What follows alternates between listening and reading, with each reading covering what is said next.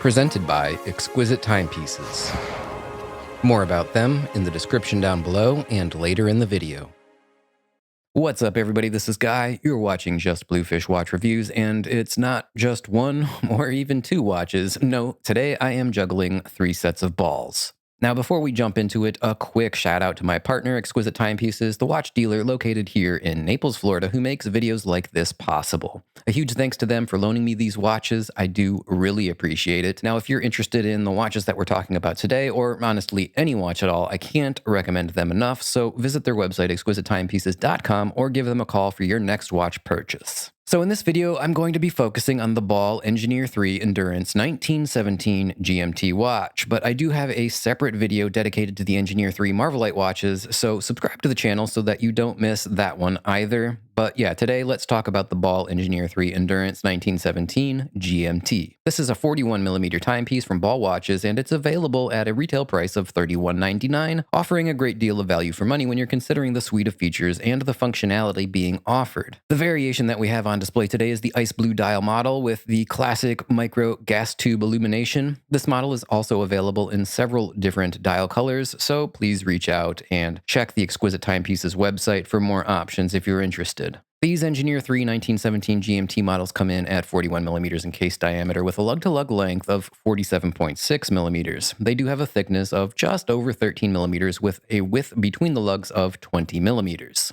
Now, being a Ball watch, they have several hallmark features for the brand that stand out amongst their watches, and the first of these includes a COSC grade Swiss chronometer movement, in this case the RRM 7337-C, a movement that is highly accurate and extremely reliable. These watches are also known for their quality of construction and the robust build thanks to features like 100 meters of water resistance and a screw-down crown, 80,000 Gauss of anti-magnetism, 5,000 Gs of shock resistance, a scratch-resistant anti-reflective sapphire crystal, and a case and bracelet constructed from 904L stainless steel. Finally, all Ball watches feature a micro gas tube system offering low light and all-night illumination and readability. This dial and the handset feature 39 micro gas tubes on the hour, minutes, seconds, and GMT hands, and it offers a great view of the watch face in any lighting condition. Speaking of that GMT hand, this watch offers the wearer a 4th timing hand, giving the ability to track both a home time on the main handset and a separate time zone on the GMT hand. It's a feature that's great for the world traveler or for someone with family or contacts in a different time zone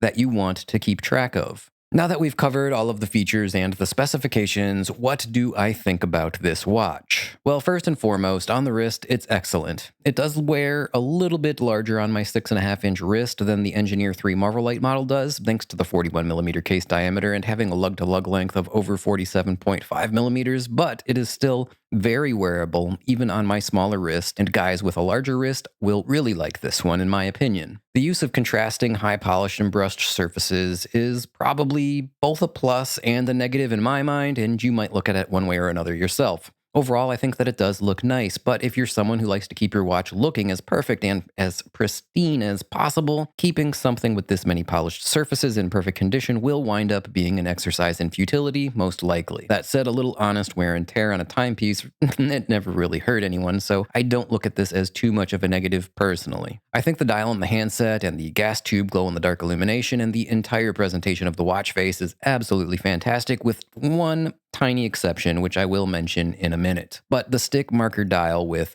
stick-style hands looks absolutely outstanding in my opinion. It's not overdone with crazy amounts of dial text or glossy applied logos. Everything on this dial is just squared away and it looks freaking fantastic. The red accent on the GMT hand adds both a bit of highlight to aid in picking out the GMT hand at a quick glance, and it changes up the appearance just enough to make it look interesting as well. Now, my one negative, and no, it's not the date magnifier, I know that's what you were thinking, I actually like that.